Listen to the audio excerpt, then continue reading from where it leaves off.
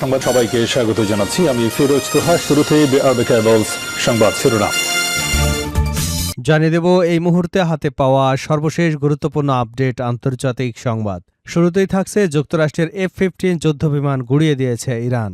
ইরানের Islamic revolutionary guard corps দাবি করেছে, জর্ডানের ভূখণ্ডে অবস্থিত মার্কিন সামরিক স্থাপনা লক্ষ্য করে পরিচালিত এক অভিযানে F-15 যুদ্ধবিমান, একটি ক্ষেপণাস্ত্র প্রতিরক্ষা রাডার ব্যবস্থা ধ্বংস করা হয়েছে। আইআরজিসির কেন্দ্রীয় কমান্ড থেকে প্রকাশিত এক বিজ্ঞপ্তিতে এ দাবি করা হয়। এবারে জানাবো ইরানকে পরাস্ত করতে যুক্তরাষ্ট্রের নতুন কৌশল, সংকটের সমাধান কি। গত জুনে যুক্তরাষ্ট্র ইরানের মধ্যে স্বাক্ষরিত 14 দফা সমঝোতা স্মারকটি 1979 সালের পর দুদেশের মধ্যে সবচেয়ে বড় কূটনৈতিক সম্ভাবনার দ্বার উন্মোচন করেছিল। কিন্তু পারস্পরিক আস্থা তৈরির পদক্ষেপগুলো বাস্তবায়নের আগেই সামরিক সংঘাত কূটনীতিকে আবারও পেছনে ঠেলে দেয়। জানাবো জুলাই নেমেছে ভারত জুড়ে, মোদির কি বিদায় ঘণ্টা বেজে গেল। ভারতের শিক্ষা ব্যবস্থা সংস্কার, শিক্ষামন্ত্রীর পদত্যাগের দাবিতে হাজারো তরুণ তরুণী রাজধানীর দিল্লি রাজপথে নেমেছেন। ব্যঙ্গাত্মক একটি অনলাইন উদ্যোগ থেকে শুরু হওয়া ককরোচ জনতা পার্টি এখন দেশের অন্যতম আলোচিত জেনজি আন্দোলনে পরিণত হয়েছে। আর এই ককরোচ পার্টির আন্দোলন দমাতে বর্বর নির্যাতন শুরু করেছে ভারতের পেটোয়া বাহিনী।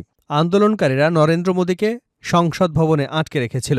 আন্দোলনকারীদের চাপের মুখে সংসদ ভবন থেকে পালিয়ে যেতে বাধ্য হন নরেন্দ্র মোদী। এবারে থাকছে ক্রিমিনাল রুবিরোর সফর ঘিরে ফিলিপাইনে ব্যাপক বিক্ষোভ। যুক্তরাষ্ট্রের পররাষ্ট্রমন্ত্রী মার্কো রুবিরোর ফিলিপাইন সফরকে কেন্দ্র করে দেশটির রাজধানী অঞ্চলের পাঁশাই চিঠিতে ব্যাপক বিক্ষোভ হয়েছে। এ সময় বিক্ষোভকারীদের সঙ্গে পুলিশের সংঘর্ষের ঘটনা ঘটে। জানিয়ে দেব সৌদি আরবকে ঘিরে জল ঘোলা হচ্ছে মধ্যপ্রাচ্যে, বিশ্বজুড়ে বাড়ছে উদ্বেগ। মধ্যপ্রাচ্যে চলমান যুক্তরাষ্ট্র ইরান সংঘাতের মধ্যেই নতুন করে আলোচনার কেন্দ্রবিন্দুতে উঠে এসেছে সৌদি আরব।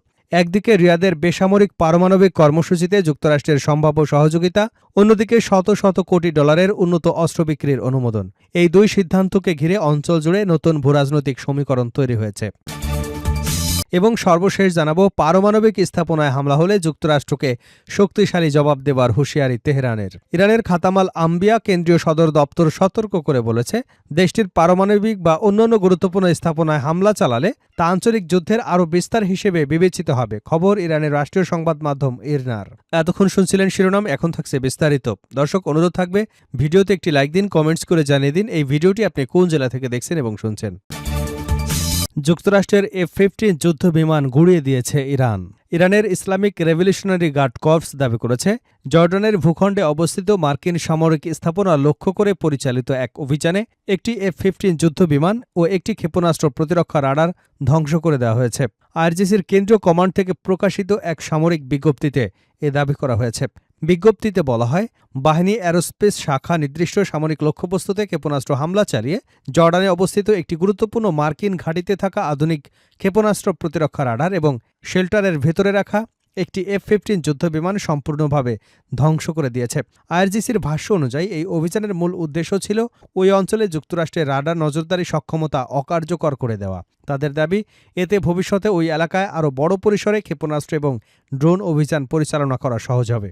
ইরানি বাহিনী আরও জানিয়েছে, সাম্প্রতিক এই হামলার মাধ্যমে তারা মার্কিন সামরিক উপস্থিতির উপর কৌশলগত চাপ সৃষ্টি করতে চায় এবং আকাশ প্রতিরক্ষা ব্যবস্থার কার্যকারিতা দুর্বল করার লক্ষ্যে নিয়ে অভিযানটি পরিচালিত হয়েছে।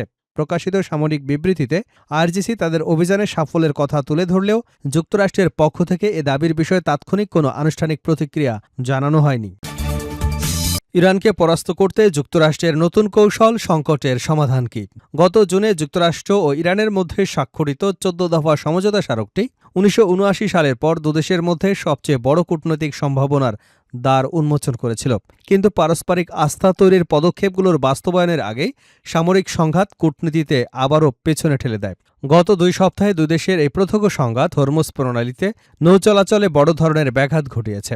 তদুপরি এই সামরিক লড়াই এখন দুদেশের সীমানা ছাড়িয়ে রূপ নিচ্ছে এক বিশাল আঞ্চলিক সংঘাতের শঙ্কায়। যুক্তরাষ্ট্রের নতুন এই কৌশলী অবস্থান ইঙ্গিত দেয় যে তারা এখন আর দ্রুত সামরিক বিজয়ের পথে হাঁটছে না, বরং তারা বেছে নিয়েছে দীর্ঘমেয়াদী ক্ষয়িষ্ণু যুদ্ধে। এর উদ্দেশ্য হল কূটনৈতিক চাপে রেখে ধীরে ধীরে আক্রমণের মাধ্যমে ইরানের সামরিক সক্ষমতা, রসদ সরবরাহ, অর্থনৈতিক স্থায়িত্ব এবং অভ্যন্তরীণ সংহতি দুর্বল করে ফেলা। এরই অংশ হিসেবে সম্প্রতি হরমুজ প্রণালীতে ইরানি বন্দরগুলোর উপর অবরোধ আরোপ করেছে যুক্তরাষ্ট্র, যাতে ইরানের অর্থনীতির মেরুদণ্ড ভেঙে দেওয়া যায়। মার্কিন নীতি এখন পারস্য উপসাগর, ওমান উপসাগরকে কেন্দ্র করে আবর্তিত হচ্ছে। সেখানে তারা চাপ বজায় রাখা, সমুদ্রের যোগাযোগ বিচ্ছিন্ন করা, মধ্যপ্রাচ্যে নিজস্ব বাহিনী সুরক্ষার উপর নজর দিচ্ছে। সেই সঙ্গে তারা ইসরায়েলকে নিজেদের সামরিক সক্ষমতা পুনরুদ্ধারের সুযোগ দিচ্ছে। জুলাই নেমেছে ভারত জুড়ে, মোদির কি বিদায় ঘণ্টা বেজে গেছে? ভারতের শিক্ষা ব্যবস্থা সংস্কার এবং শিক্ষামন্ত্রীর পদত্যাগের দাবিতে হাজারো তরুণ তরুণী রাজধানী দিল্লির রাজপথে নেমেছে। ব্যঙ্গাত্মক একটি অনলাইন উদ্যোগ থেকে শুরু হওয়া ককরোচ জনতা পার্টি এখন দেশের অন্যতম আলোচিত জেনজি আন্দোলনে পরিণত হয়েছে। বিবিসির এক প্রতিবেদনে বলা হয়েছে, কয়েক মাস আগে রাজনৈতিক যোগাযোগ বিশেষজ্ঞ অভিজিৎ দীপকে ইনস্টাগ্রাম এবং টুইটারে মজা করে এই উদ্যোগ শুরু করেন। পরে সদস্য হওয়ার নিবন্ধন ফর্ম প্রকাশ করলে অল্প সময় হাজারো মানুষ এতে নাম লেখান। গত ১৯ জুলাই দলটি সংসদ অভিমুখে পদযাত্রার ঘোষণা দিলে দিল্লিতে হাজারো মানুষ অংশ নেন। একই সময় মুম্বাই, বেঙ্গালুরু, গোয়াসহ বিভিন্ন শহরে বিক্ষোভ এবং মোমবাতি প্রজ্বলন কর্মসূচি পালিত হয়। আন্দোলনে নতুন গতি আসে সমাজকর্মী সোনম ওয়াংচুর অনশনের পর। গত ২৮ জুন তিনি দিল্লির যন্তর মন্তরে অনুসরণ শুরু করেন। পুলিশ পরে তাকে জোর করে হাসপাতালে নিয়ে গেলে ক্ষোভ আরও বাড়ে। প্রতিবেদনে বলা হয়, আন্দোলনের নামে ককরোচ জনতা পার্টি রাখা হয়েছে ভারতের প্রধান বিচারপতির এক মন্তব্যকে ব্যঙ্গ করে। একটি শুনানিতে তিনি ভুয়া সনদধারী কিছু মানুষকে ককরোচের সঙ্গে তুলনা করেছিলেন। এরপরই আন্দোলনকারীরা এ নাম গ্রহণ করে প্রতিবাদ শুরু করেন। আন্দোলনের মূল দাবি দেশের শিক্ষা ব্যবস্থা সংস্করণ এবং ভর্তি পরীক্ষায় প্রশ্নপত্র ফাঁসের ঘটনায় জবাবদিহি নিশ্চিত করা। সেই সঙ্গে কেন্দ্রীয় শিক্ষামন্ত্রী ধর্মেন্দ্র প্রধানের পদত্যাগও দাবি করেছেন তারা। এবছরের চিকিৎসা শিক্ষায় ভর্তি পরীক্ষায় প্রশ্নপত্র ফাঁসের অভিযোগে পরীক্ষা বাতিল করা হলে নতুন করে পরীক্ষা নেওয়া হয়। এতে বহু শিক্ষার্থী মানসিকভাবে ভেঙে পড়েন এবং এই মানসিক চাপে অন্তত ২০ জন পরীক্ষার্থী আত্মহত্যা করেছেন বলে আন্দোলনকারীদের দাবি। সোমবার সংসদে চলো কর্মসূচিতে শিক্ষার্থীদের ওপর পুলিশের হামলা, সংঘর্ষ, ভাঙচুরের ঘটনায় এখন পর্যন্ত ৬টি মামলা করেছে পুলিশ। তবে আন্দোলন চালিয়ে যাবার ঘোষণা দিয়েছে সিজেপি। এর পাশাপাশি প্রস্তাবিত ভারত মার্কিন বাণিজ্য চুক্তির বিরুদ্ধে আয়োজিত মহাসমাবেশে অংশ নিতে শত শত কৃষক, আন্দোলনরত শিক্ষার্থীদের প্রতি সংহতি জানাতে পাঞ্জাবে শত শত শিখ এবং দেশের বিভিন্ন প্রান্ত থেকে হাজারো মানুষ দিল্লিমুখী যাত্রা শুরু করেছেন। বুধবার আন্দোলনের মুখপাত্র সৌরভ দাস জানান, তার সরকারের সঙ্গে আলোচনায় বসতে প্রস্তুত, তবে কোনো সরকারি দপ্তর বা মন্ত্রীর বাসভবনে নয়। যন্তর মন্তর নিরপেক্ষ কোনো স্থানে আলোচনা হতে হবে। এই আন্দোলন ইতিমধ্যে ভারতের বিভিন্ন বিরোধী রাজনৈতিক দলের সমর্থন পেয়েছে। কংগ্রেস সভাপতি মল্লিকার্জুন খাড়গে শিক্ষার্থীদের উপর পুলিশের লাঠিচার্জকে গণতন্ত্রের উপর আঘাত বলে মন্তব্য করেছেন। বিরোধী দলের নেতা রাহুল গান্ধীও সরকারের ভূমিকার তীব্র সমালোচনা করেছেন। অন্যদিকে ক্ষমতাসীন জোটের সংসদীয় বৈঠকে প্রধানমন্ত্রী নরেন্দ্র মোদী বলেন, প্রশ্ন ফাঁসের অভিযোগ ওঠার পর সরকার দ্রুত ব্যবস্থা নিয়েছে। এ ঘটনায় ১৩ জনকে গ্রেপ্তার করা হয়েছে। শিক্ষার্থীদের ভবিষ্যতের কথা চিন্তা করে পুনরায় পরীক্ষা নেওয়া হয়েছে এবং দ্রুত ফল প্রকাশ করা হয়েছে। প্রধানমন্ত্রী আরও বলেন, প্রশ্ন ফাঁসের সঙ্গে জড়িতদের বিরুদ্ধে দেশের সর্বোচ্চ আইনি ব্যবস্থা গ্রহণ করা হবে। বিশ্লেষকরা বলেছেন, ভারতের তরুণ তরুণীরা বাংলাদেশ এবং নেপালের জেনজি গণঅভ্যুত্থান থেকে অনুপ্রাণিত হয়ে এই আন্দোলন চালিয়ে যাচ্ছে। ক্রিমিনাল রুবিরোর সফর ঘিরে ফিলিপাইনে ব্যাপক উত্তেজনা। ক্রিমিনাল রুবিরোর সফর ঘিরে ফিলিপাইনে ব্যাপক বিক্ষোভ। যুক্তরাষ্ট্রের পররাষ্ট্রমন্ত্রী মার্কো রুবিরো ফিলিপাইন সফরকে কেন্দ্র করে দেশটির রাজধানীর অঞ্চলে পাঁশাইচেরিতে ব্যাপক বিক্ষোভ হয়েছে। এ সময় বিক্ষোভকারীদের সঙ্গে পুলিশের সংঘর্ষের ঘটনা ঘটে। বুধবার প্রগতিশীল সংগঠন বায়ান এবং কয়েকটি সহযোগী সংগঠনের ডাকা এই সমাবেশে বিক্ষোভকারীরা প্ল্যাকার্ড এবং ব্যানার বহন করে স্লোগান দেন। তখন তাদের স্লোগানে ওই এলাকা প্রকম্পিত হয়ে ওঠে।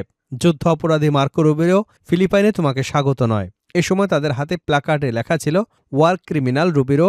মার্কিন পররাষ্ট্রমন্ত্রীকে একসময় আন্দোলনকারীরা টেরোরিস্ট বলেও আখ্যা দেন। বিক্ষোভকারীরা রুবিরোর সফরের পাশাপাশি ফিলিপাইনে যুক্তরাষ্ট্রের সামরিক উপস্থিতির তীব্র সমালোচনা করেন। তারা ফিলিপাইন এবং যুক্তরাষ্ট্রের যৌথ উদ্যোগে নিউ ক্লার্ক সিটিতে গড়ে ওঠা প্যাক সিলিকা এআই নির্ভর শিল্পকেন্দ্র প্রকল্পের বিরোধিতা করেন।